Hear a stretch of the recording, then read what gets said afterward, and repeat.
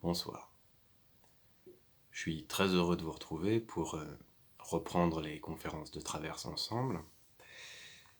Je suis désolé de ne pas être aussi régulier que sur les autres séries, mais bon, pour ceux qui connaissent la chaîne, vous savez que j'ai quelques nouvelles actualités dans ma vie, donc je jongle entre le travail, les couches, la vie, etc.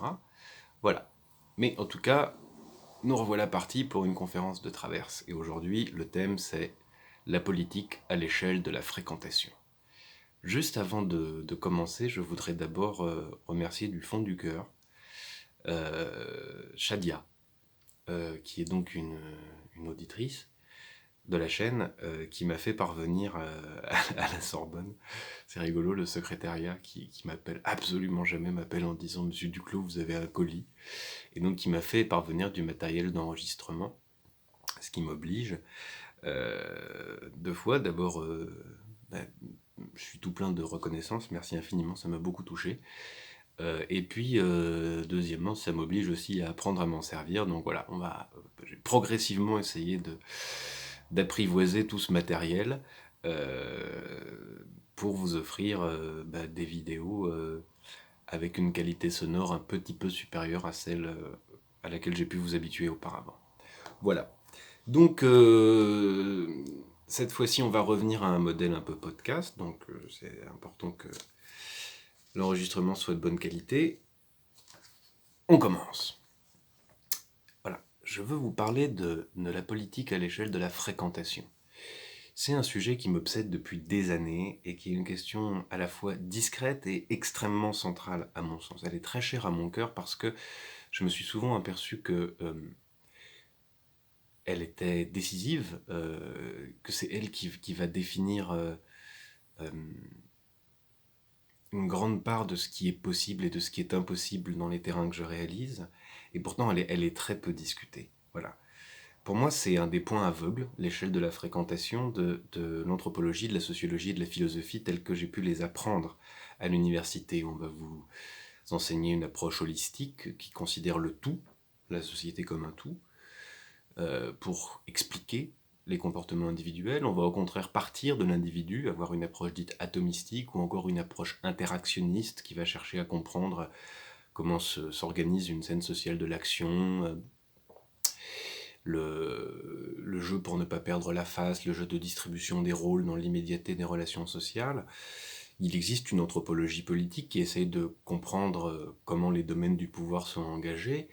Il me semble qu'il manque ce à quoi moi je suis le plus sensible, et qui est l'analyse des politiques ou de la politique qui se construit à l'échelle de la fréquentation.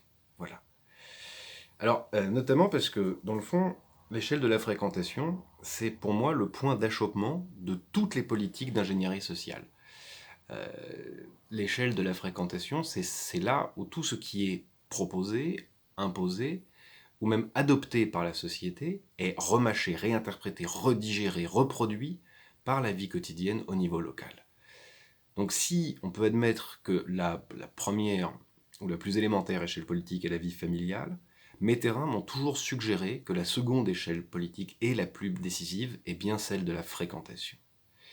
Alors, ici, la vraie difficulté, c'est pas tant de définir la politique que de définir ce que c'est que l'échelle de la fréquentation. La fréquentation, c'est l'espace de la vie sociale vécue. L'espace entre ce qui est intime et ce qu'on voit sur l'écran bleu glacé hystérique de BFM TV, par exemple, ces jours de 1er mai de manif. Donc vous imaginez bien qu'il y a eu beaucoup d'hystérie. L'échelle de la fréquentation, c'est la vie de chacun, dans le fond. Entre ce qui ne se dit pas et ce qui est dit par les autres. Entre ce qui ne se discute pas en public et le chapelet des nouvelles qui semblent complètement étrangères à la vie de chacun, ou alors une approche statistique du social. Entre, pour vous donner un exemple, les larmes et les cris d'une séparation, voilà, qui relèvent de l'intime, et puis les statistiques nationales sur le divorce et l'évolution de l'impact de telle et telle politique familiale sur le divorce, etc. Donc c'est au milieu. Au milieu. Qu'est-ce qu'il y a au milieu ? Au milieu, il y a la cage d'escalier, la cour de l'immeuble, la rue, le parking, l'école, il y a le café, il y a le lieu de travail, l'église, le stade, le square, la place, mais aussi les moyens de transport, le car, le bus, le train, le théâtre, le cinéma, le supermarché, le coiffeur, le boucher, la salle d'attente, que sais-je encore. et même maintenant les ronds-points. Bref, là où, partout où, qu'on le veuille ou non, on se fréquente.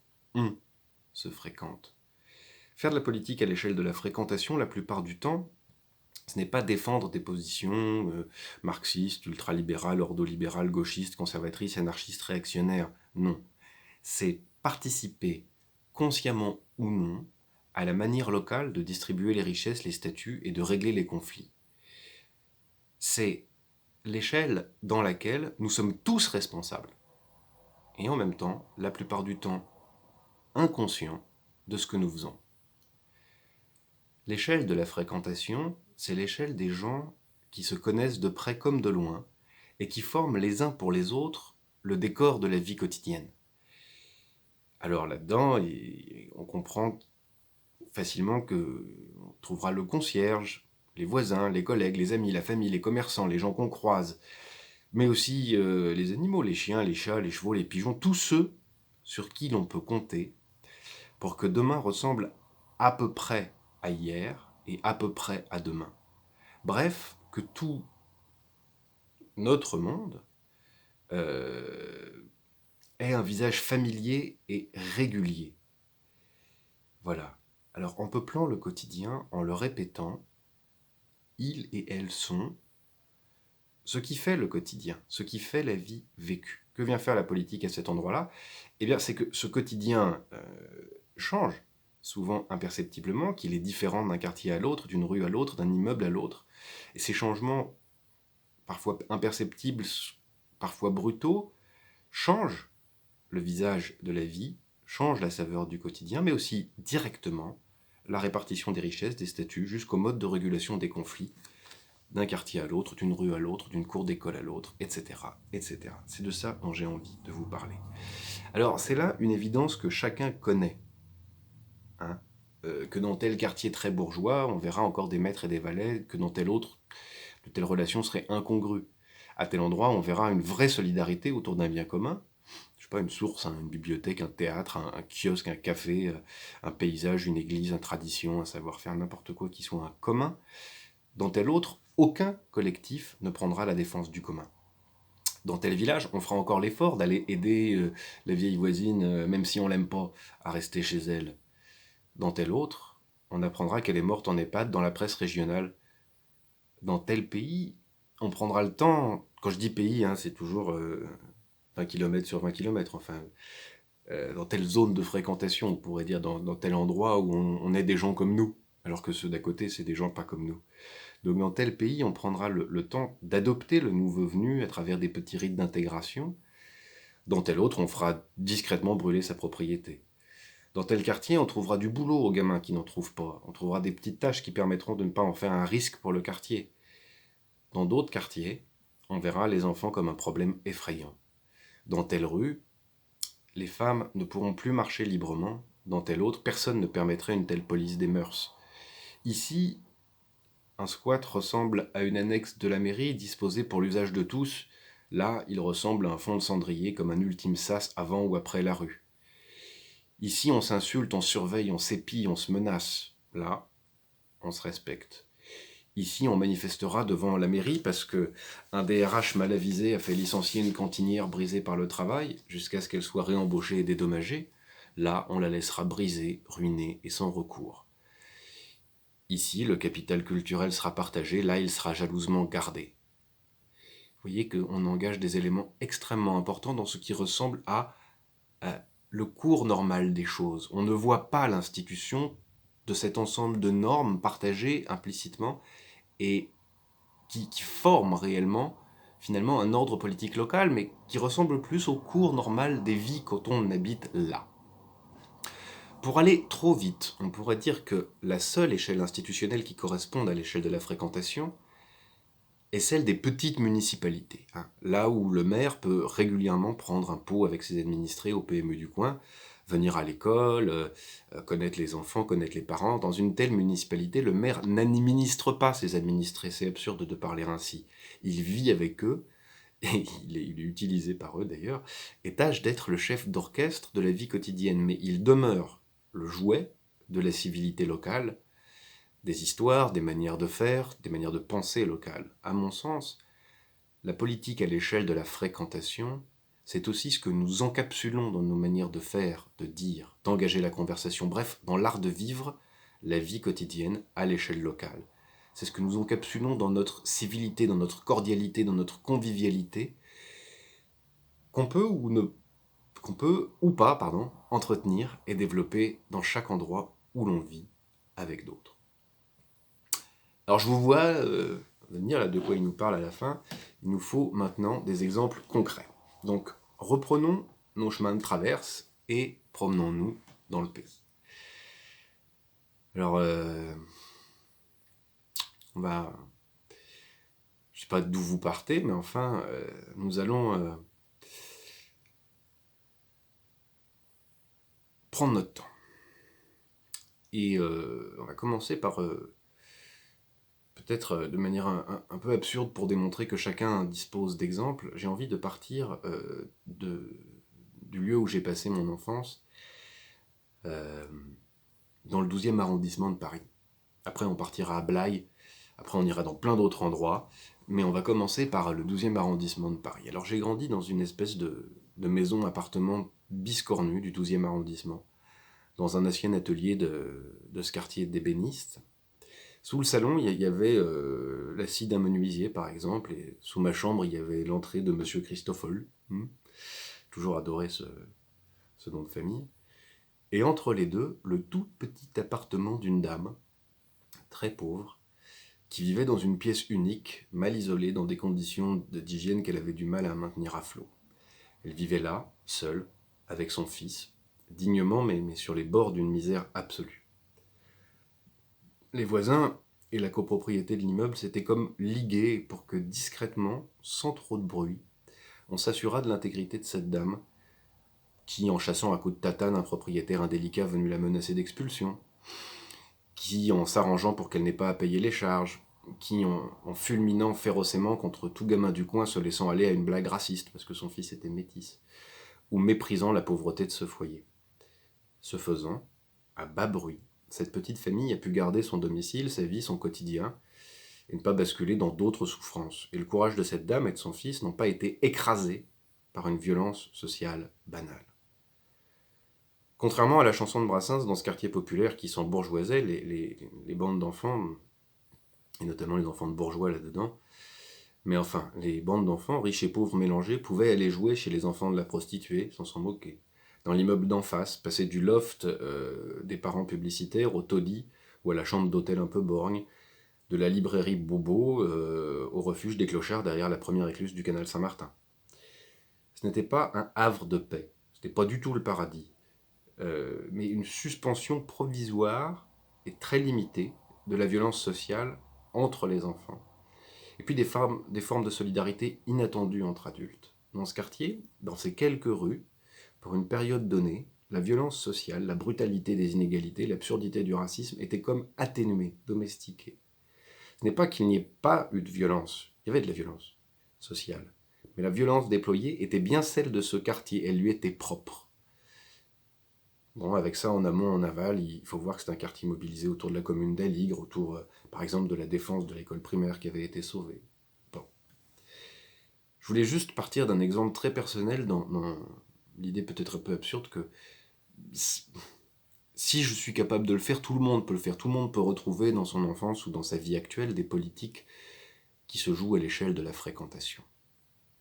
Traversons le pays et partons dans le pays blayais, dans ce pays de vignes, dans l'estuaire de la Gironde.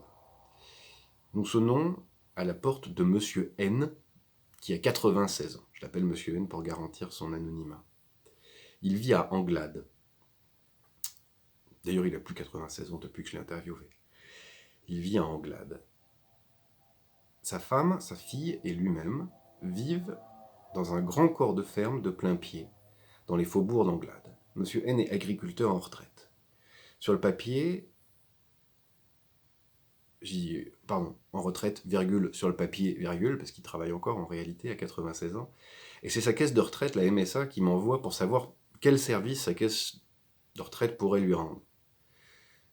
Il me dit, Chez nous, on vivait 3 générations sous le même toit, il n'y avait pas d'aide, on était une famille nombreuse. Je suis né en 1920.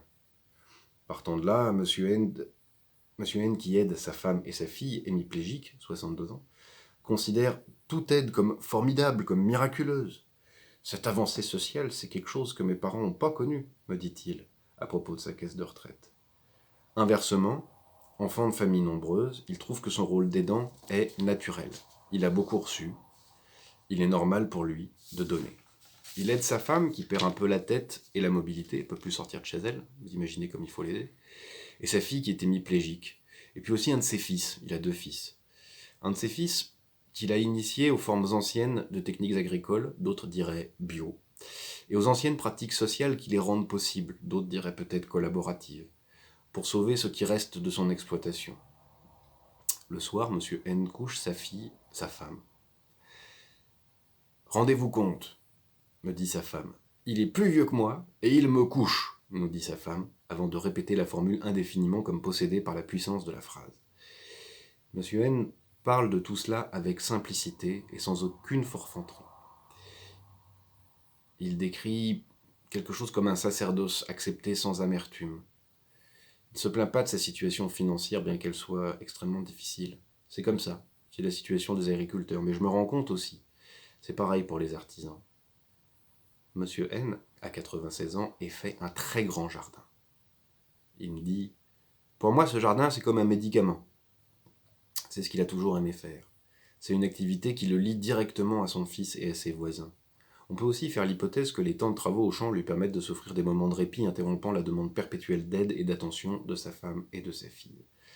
À de rares moments pendant l'entretien, Madame N, ancienne agricultrice, entre dans la conversation avant de repartir dans des interrogations répétitives. Donc comme je vous ai dit, un des 2 fils vit dans la commune et a repris la production et la vente des plants de vignes. Mais il a d'abord connu un échec économique. Monsieur N, au temps où il a lancé l'activité de la pépinière, organisait la production sur un système d'entraide locale. Il me dit, c'était un peu familial, et puis aussi beaucoup le voisinage, c'était la bonne entente, la bonne conscience amicale. Au-delà de ses commentaires sur son historique familial, Monsieur N décrit une très profonde intégration dans la société locale de son activité professionnelle. Un sentiment d'appartenance quasi familiale avec les voisins, basé sur des collaborations et des solidarités. Après qu'il lui ait légué son exploitation, pépinière et vigne, le fils a essayé d'intensifier et de rationaliser la production et, comme totalement inadapté à son lieu et aux politiques de la fréquentation locale, l'entreprise s'est effondrée. Du temps de Monsieur N employait les personnes âgées du coin, les jeunes, avec des savoir-faire et puis la souplesse aussi que permettent les salaires. C'est-à-dire qu'on doit toujours la solidarité, mais quand la boîte va pas bien, on peut aussi moins payer. Ceci a poussé son fils, finalement, à renouveler les pratiques, à rationaliser, à se diversifier sans succès.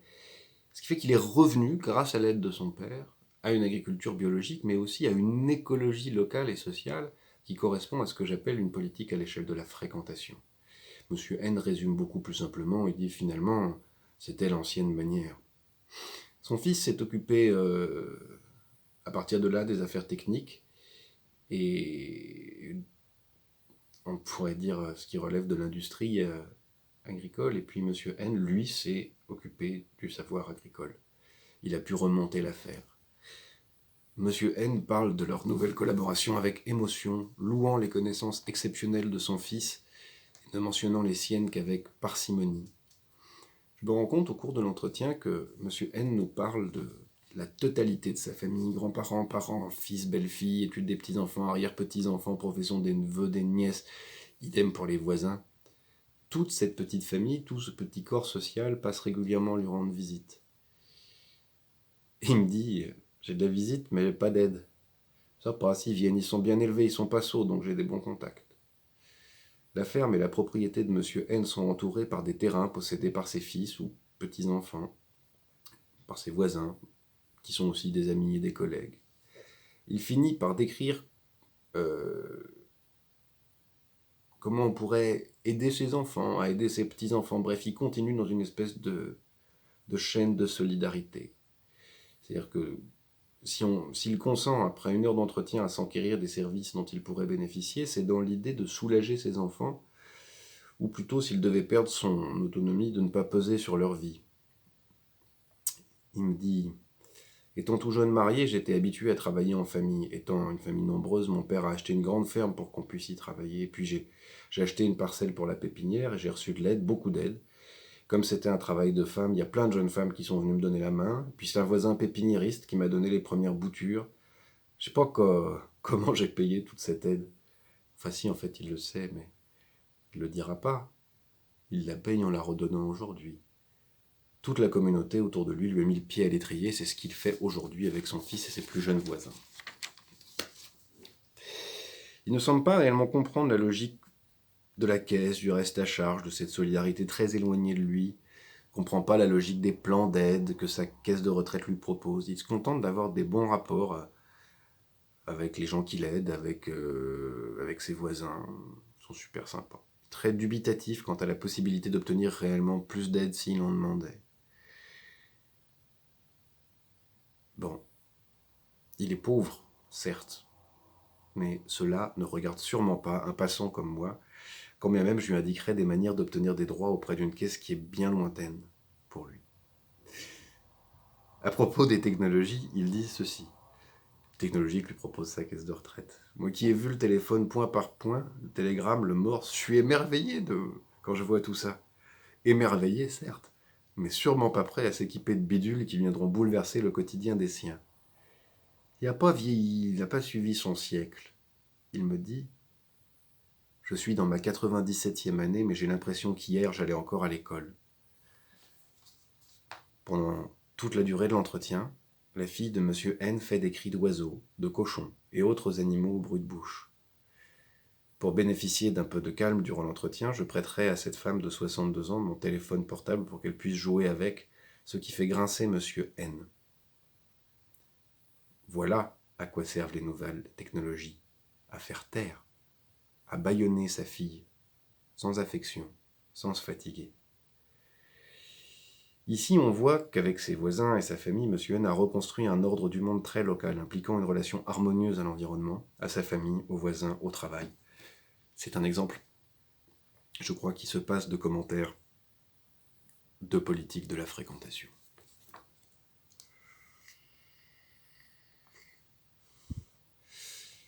Je vais vous donner d'autres exemples. La politique de la fréquentation, c'est ce qui fait par exemple que dans 2 quartiers soumis aux mêmes politiques de la ville, les quartiers en rue, les QPV, 2 quartiers dans lesquels on aura parqué dans les mêmes immeubles hors d'usage le même dosage de personnes âgées, la même part de personnes aux minima sociaux, la même proportion de chômeurs, la même proportion d'étrangers, toute population soumise aux mêmes contraintes.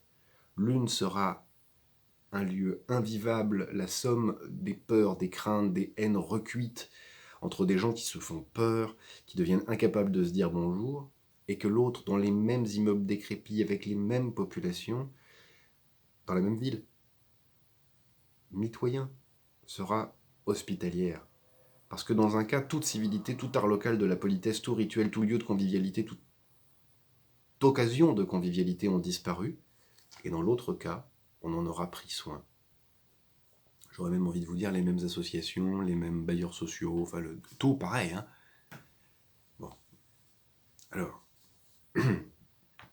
je me souviens aussi, là on était à Saint-Quentin, je me souviens aussi du miracle de voisinage qui permettait à cette petite grand-mère de la périphérie de Niort de continuer à habiter dans son capharnaüm de petites maisons biscornues, mi-grenier à étage, mi-potager en terrasse, parce que dans cette petite maison, au centre de cette petite impasse arborée, autour d'elle, chacun garde un œil sur elle.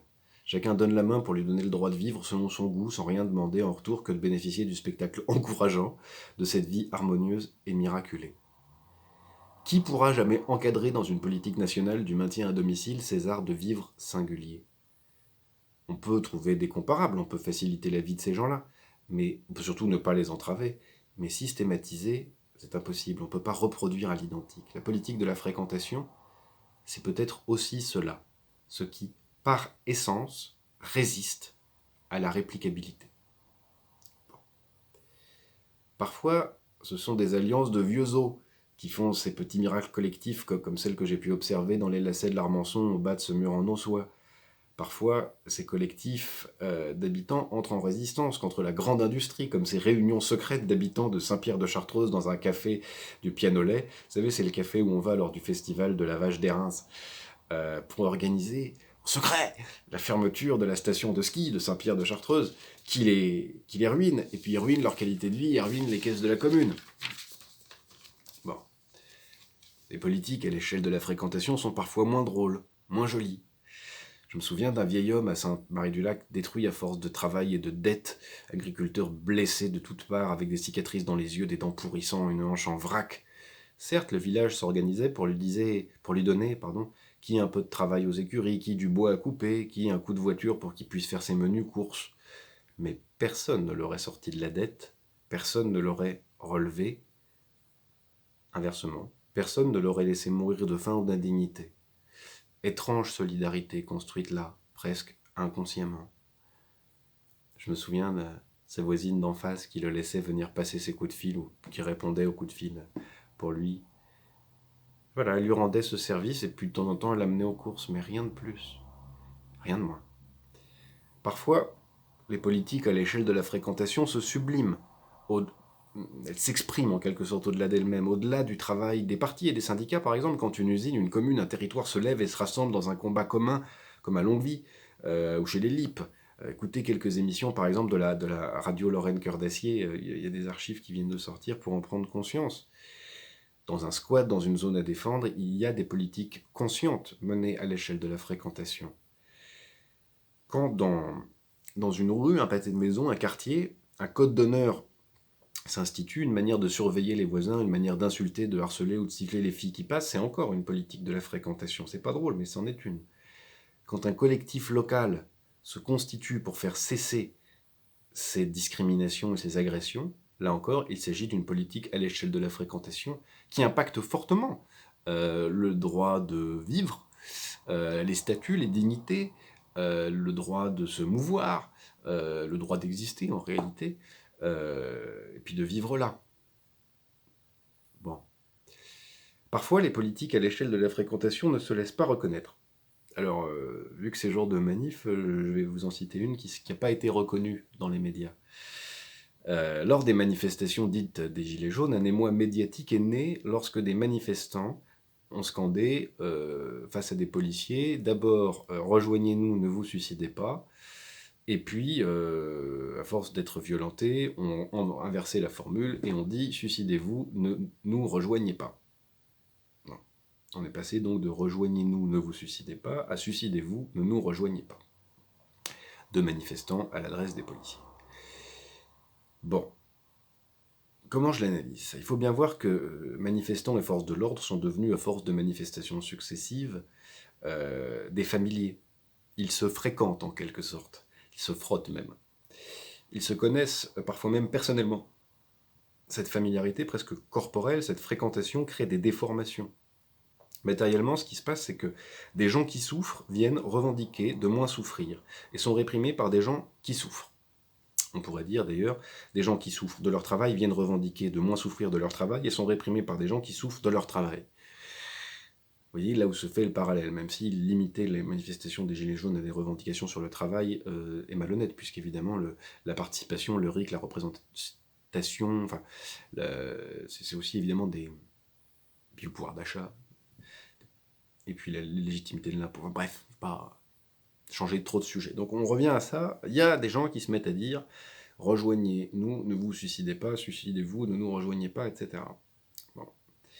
À force de fréquentation, le parallèle finit par inspirer les manifestants qui, en disant cela, « rejoignez-nous, ne vous suicidez pas », s'adressent à leurs semblables. Ils s'adressent aux policiers en tant que personnes au travail et souffrant de leur travail. C'est ça qui est important dans cette phrase-là. C'est pas mort aux vaches, mort au curé, c'est des chansons qui souhaitent la mort des policiers dans les chansons militantes, il y en a mille et mille. Au contraire des chansons de fraternisation avec la police ou avec les braves piou-piou du 17e. Enfin, il y en a aussi énormément. La vraie singularité ici, c'est que des travailleurs s'adressent à des travailleurs en disant, au départ, cessez de souffrir au travail au point de vous suicider, rejoignez-nous, puis en disant, ne nous rejoignez pas, vous êtes des travailleurs indignes de la solidarité des travailleurs, suicidez-vous, continuez à souffrir de votre travail. Bon, ça n'est qu'une interprétation, mais néanmoins, c'est celle que je vous propose.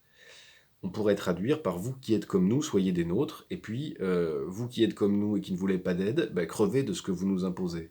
Qu'on le veuille ou non, ces formules traduisent une identification, et cette identification relève d'une politique à l'échelle de la fréquentation qui n'est encadrable par aucune doctrine du maintien de l'ordre. Je ne dis pas que c'est une fraternisation, c'est une identification. On s'aperçoit qu'on est identique sur un point, qui est la souffrance psychique au travail. Une dernière histoire avant de laisser cette conférence reposer. Je commencer par les choses jolies, puis je vais aller dans le plus glauque pour bien montrer l'étendue des politiques de la fréquentation. On retourne à Paris. C'est un matin gris parisien. Le ciel est découpé par des traînes de nuages lourds. À peine quelques variations de gris. Paris. Je viens de laisser ma fille chez la nourrice et je prends mon double café traditionnel en terrasse d'un bistrot au pied de l'église Notre-Dame de Lorette à l'orée de la rue des Martyrs. Dans mes écouteurs, on va rentrer à fond dans le cliché, les rodomontades électives d'Augustin Trapenard sur France Inter, avec Vassilis Alexakis qui se demande ce qui se passerait s'il prenait 2 traductrices, une pour le français, une pour le grec, qu'elles produisaient elles-mêmes le texte et qu'elles s'arrangeaient entre elles et qu'il n'ait plus à écrire. Bon, trivialité bobo, jolie sur fond triste, de grisaille parisienne. La terrasse est vide. Et puis s'amène une dame en haillons, maigre, aux gestes délirants, aux mains déformées de misère. Elle pose 3 € sur ma table et marmonne qu'avec 2 € de plus que je vais lui donner, elle en aura 5 et que ce sera mieux. Et que son psychiatre lui a dit de faire la mendicité, donc elle fait ce que son psychiatre lui a dit, donc il faut que je lui donne 2 €. Et puis une cigarette aussi, et puis mon briquet. Et alors je peux lui donner aussi juste 2 €, une cigarette et 20 centimes de plus pour une boîte d'allumettes. Alors c'est facile de voir la part délirante, mais c'est profondément hypocrite parce que dans le fond elle a raison. C'est lourdement évident. Elle a 3 € pour sa journée. Elle en vaut 5. Elle en veut 5, pardon. Je pourrais lui donner cela. C'est vrai. Elle n'a pas de feu. J'ai 2 briquets dans ma poche et chez moi il y a des briquets partout. Visiblement, elle a besoin de soins psychiatriques, ou en tout cas d'un accompagnement, et elle a été chassée de l'hôpital. Et donc on lui est dit, ou non, en la laissant dehors, réellement cette phrase sur la mendicité, en réalité on lui a imposé de vivre de la mendicité. Indirectement ou directement, en mendiant, elle suit une injonction. En tout cas, très clairement, elle suit une injonction sociale. Elle est là, à demi vivante, à demi morte, elle tient sa vie et son esprit par une corde raide et fragile et sauvage qui lui reste, parce qu'il n'y a plus d'aide nulle part pour elle. Quand la patronne du bistrot surprend la discussion que nous avons, qu'on engage, elle se met à beugler et la chasse. Avant de partir, l'autre crache par terre, comme pour maudire ce bistrot. Je suis sûr d'ailleurs qu'il est maudit maintenant. 2 minutes plus tard, une femme qui paraît 50 ans, qui en a peut-être 40, vient me demander du feu. Elle allume un bout de mégot qu'elle a ramassé par terre où subsiste 2 mm de tabac. Elle aspire une bouffée de gris pour calmer la faim, et puis le froid humide qui fait sa matinée, et puis probablement sa journée, peut-être sa nuit. Ça me rappelle, vous savez, la chanson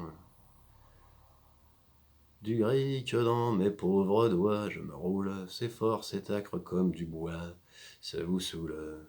C'est bon et ça vous laisse un goût presque louche, de sang d'amour et de dégoût dans la bouche. Ou le dernier couplet, ça fait « Je sens que mon âme s'en ira moins farouche, Par la fumée qui sortira de ma bouche, qui est une rengaine parigote qui me traverse à ce moment-là. La bistrotière aboie de nouveau pour chasser la misère. Misère de misère de misère. J'ai un haut le cœur de tristesse, de vraie tristesse. C'est pas possible de demeurer aussi impuissant, de demeurer aussi inhumain. Alors, j'ai une espèce de recours immédiat, un regard plein d'amour, radicalisant l'impuissance. Mais accepter un quotidien dans lequel on peut quotidiennement laisser crever ceux et celles qui vous parlent et vous tendent la main, les traiter mécaniquement, les oublier immédiatement, refouler la tristesse et la culpabilité dans un réflexe bien rodé, c'est aussi une politique à l'échelle de la fréquentation qui vous enchaîne à la culpabilité collective, à un crime commun, à une série illimitée de crimes communs, et qui vous lie à la production de la misère et de l'horreur. En acceptant ce qu'on trouve dans les grandes villes, c'est-à-dire cette boîte à musique funèbre, on accepte aussi, au moins en partie, d'abolir son humanité. Et on reprend pour soi des réflexes d'exclusion, de violence, de marginalisation, de ségrégation, tous les jours de la vie. Bon. Alors, résumons-nous un peu, pour pas finir en tristesse. Qu'elles soient fastes ou néfastes, tragiques ou heureuses, les politiques à l'échelle de la fréquentation font le paysage du quotidien et font le paysage irrégulier de la France parce que les politiques se font là où on se fréquente. Bien.